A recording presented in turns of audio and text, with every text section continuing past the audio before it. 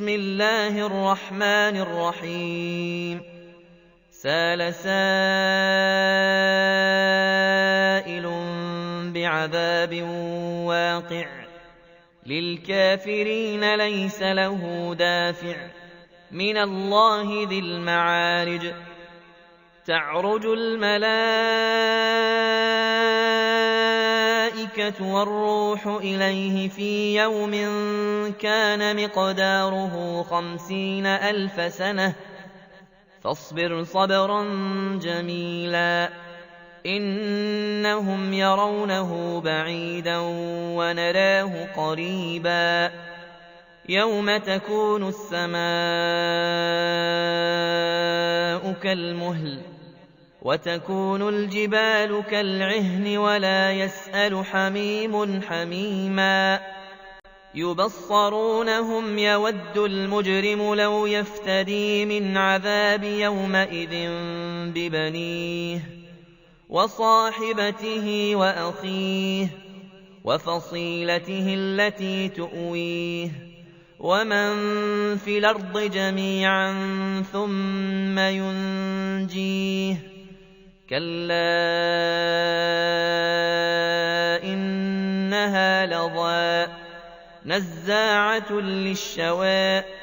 تدعو من أدبر وتولى وجمع فأوعى إن الإنسان خلق هلوعا إذا مسه الشر جزوعا وإذا مسه الخير منوعا إلا المصلين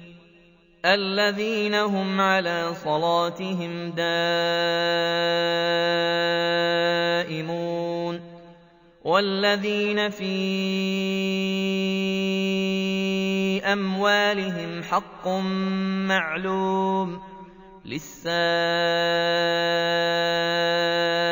والمحروم والذين يصدقون بيوم الدين والذين هم من عذاب ربهم مشفقون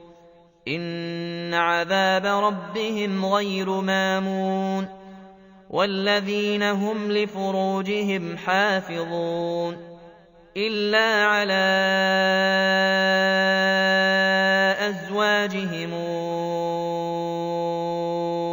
أو ما ملكت أيمانهم فإنهم غير ملومين فمن ابتغى وراء ذلك فأولئك هم العادون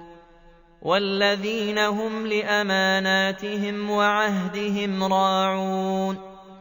والذين هم بشهادتهم قائمون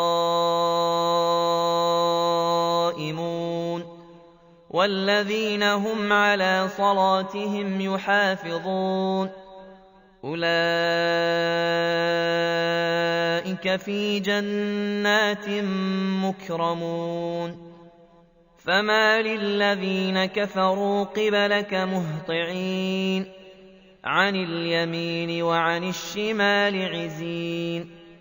أيطمع كل امرئ منهم أن يدخل جنة نعيم كلا إنا خلقناهم مما يعلمون فلا أقسم برب المشارق والمغارب إنا لقادرون على أن نبدل خيرا منهم وما نحن بمسبوقين فذرهم يخوضوا ويلعبوا حتى يلاقوا يومهم الذي يوعدون يوم يخرجون من الأجداث سراعا كأنهم إلى نصب يوفضون خاشعة أبصارهم ترهقهم ذلة ذلك اليوم الذي كانوا يوعدون